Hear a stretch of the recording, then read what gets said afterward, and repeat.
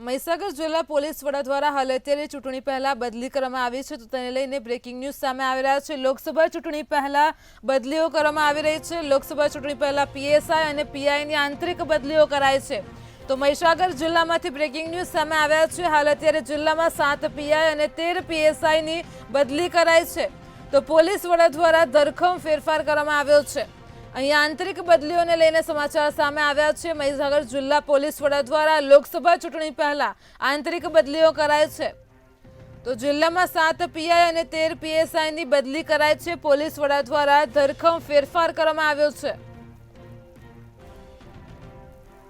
મહીસાગરમાં જિલ્લા પોલીસ વડા દ્વારા લોકસભા ચૂંટણી પહેલા આંતરિક બદલીઓ કરાઈ રહી છે। તો હાલ અત્યારે લોકસભા ચૂંટણી પહેલા પીએસઆઈ અને પીઆઈની આંતરિક બદલીઓ થઈ રહી છે।